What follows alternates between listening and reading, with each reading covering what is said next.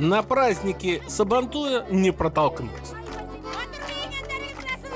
Но в обычные дни Башкирия — это простор. 140 тысяч квадратных километров. Как Дания плюс Швейцария и еще 2 Бельгии. Люблю, когда простор и видно издалека. Даже неприятности сначала появляются облаком на горизонте. Пока доберутся, успеешь подготовиться. Или хотя бы чаю попить. Восхитительно. Замечательно. Сегодня мы знакомимся с башкирской чайной церемонией. Изумительно. Великолепно. Все башкиры пьют чай с молоком. Разнотравье. Ну, должен сказать, я не новичок. Я любую траву определю на вкус запросто. Ну, давай. Хорошо. То есть речь идет о споре. Попробуем.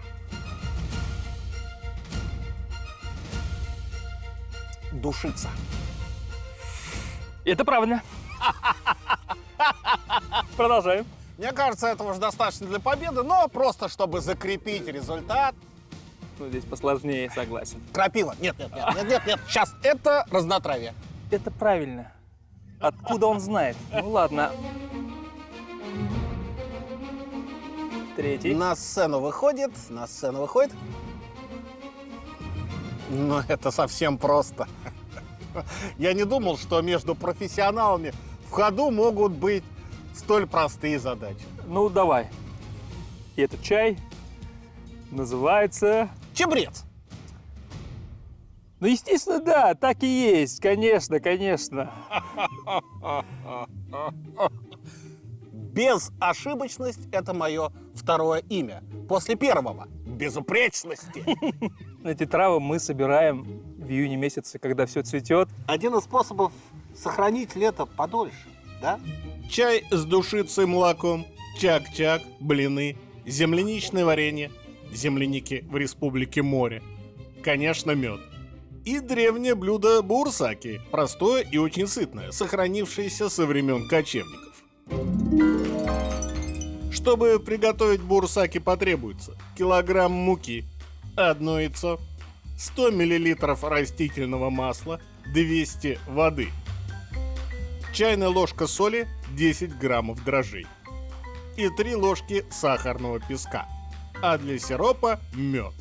Смешиваем сахар, дрожжи и теплую водичку. Оставляем на четверть часа, после чего добавляем в муку вместе с яйцом, солью, маслом. Как следует замешиваем. Оставляем созревать на 1,5 часа. Затем раскатываем и режем ромбиками. Жарим в кипящем масле. Поливаем сиропом из воды с медом. Башкирское чаепитие – чудесный способ вырваться из суеты на простор.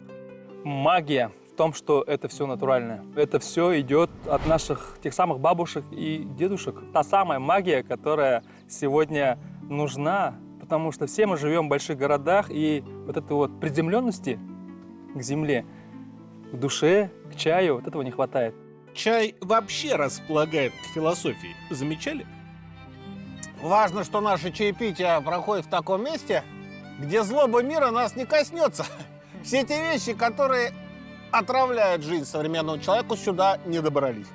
Ты имеешь в виду про ипотеку? Да, ипотека, Кредиты! долги, Рассрочка!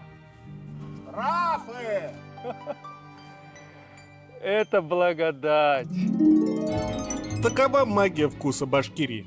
Большой щедрой земли. Земли коней, меда, сладких трав и добрых людей. До скорой встречи на моей планете.